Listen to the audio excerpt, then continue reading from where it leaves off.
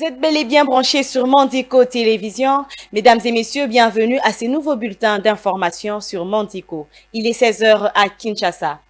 La dynamique des leaders politiques et communautaires de provinces constituant l'espace Grande Orientale a remis une enveloppe de près de 100 000 $ en guise de caution à la candidature de Félix Tshisekedi pour son second mandat à la présidence de la République, au cours d'une cérémonie tenue mercredi 16 mars à la Cité des Lions africains. Regardez. De drapeler avec un message sans équivoque, arboré dans ces chapiteaux de la Cité de l'Union africaine chauffée à blanc, cette ambiance chaleureuse aux allures d'un plébiscite s'accroît à l'entrée du président de la République sous cette tente. Ces hommes et femmes membres de la dynamique des leaders politiques et communautaires de la Grande Orientale apportent au chef de l'État Félix Antoine Tshisekedi Tshilombo un message clair, introduit et résumé par le coordonnateur national du Conseil présidentiel des veilles stratégiques, François Mwamba. Pour décembre 2023, il n'y a pas un autre candidat. Le candidat, c'est Fatou Béton. Message passé, la tribune a vu par la suite défiler de nombreuses personnalités de la Grande Orientale, présentant l'historique et le contexte de la création de cette structure qui regroupe acteurs politiques, chefs coutumiers et responsables d'associations. Le notable Jean-Paul Nemoyato a par ailleurs fait savoir qu'une collecte de fonds a été faite pour payer la caution du candidat Félix Tshisekedi, leur choix à la présidentielle de décembre 2023. La dynamique a passé en revue les aspirations légitimes de la Grande Orientale telles que exprimées si haut, les défis majeurs de la RDC et les enjeux politiques de l'heure. À cette occasion, nous avons décidé de faire la collecte de fonds pour payer la caution de notre candidat à l'élection présidentielle.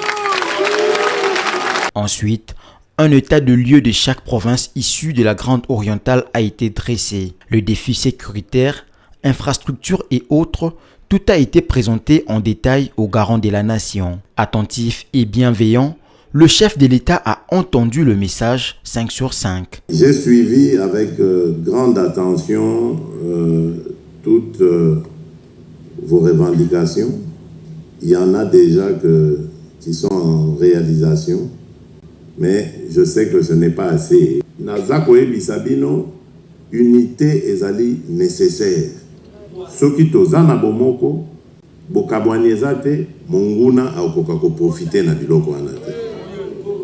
Soki bomoni bakagame wana bazali ko profiter ezali justement pour bakoti ba congolais bazali diviser. Na initiaki programme wana ya 145 territoires.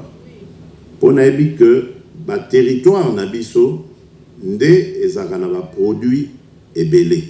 Grâce à ce programme, Toko Tonga, infrastructure, école, centre de santé, Banzela. Toko doter chaque territoire d'une brigade agricole pour une activité agricole et banda. Et les provinces qui sont des greniers ici, bako zonge la tradition na bango na Yerozala, ba grenier en À noter que cette dynamique de leaders politiques et communautaires de la Grande Orientale regroupe également des animateurs, des structures de la société civile et des chefs coutumiers, ainsi que de notables et ressortissants des provinces de la Tchopo, du Haut-Ouélé, du Bas-Ouélé et de l'Ituri. L'Assemblée nationale va bientôt voter une résolution pouvant encadrer les retours de réfugiés congolais se trouvant au Rwanda. Selon le président de la Chambre basse du Parlement, cette opération doit être bien encadrée pour éviter qu'on déverse les Rwandais sur le sol congolais. Reportage de Martin Kayembe. Une résolution sera bientôt adoptée par l'Assemblée nationale en vue de régir le processus de rapatriement des réfugiés congolais se trouvant au Rwanda, a annoncé mercredi 15 mars le président de la Chambre basse du Parlement, Christophe Mbosso. C'est lors de son discours inaugural de la session de mars en cours que le speaker de la Chambre basse du Parlement a également indiqué que Pour ce qui est de la question du retour de réfugiés congolais d'où qu'ils viennent, l'Assemblée nationale prendra dans le prochain jour une recommandation pour définir les principes devant sous-entendre cette opération, a-t-il indiqué dans son discours inaugural de la session parlementaire de mars. Mbosso a appelé le gouvernement à entamer l'identification des 10 réfugiés ainsi que leur milieu de retour. D'ores et déjà, la représentation nationale invite le gouvernement de la République à procéder à une identification préalable privilégiant parmi les éléments pertinents le village d'origine et la généalogie de concernés avec l'appui de chefs coutumiers de façon à limiter les conséquences du dévoiement d'une telle opération par l'agresseur occupant, notamment à travers une déportation voilée de populations rwandaises vers la RDC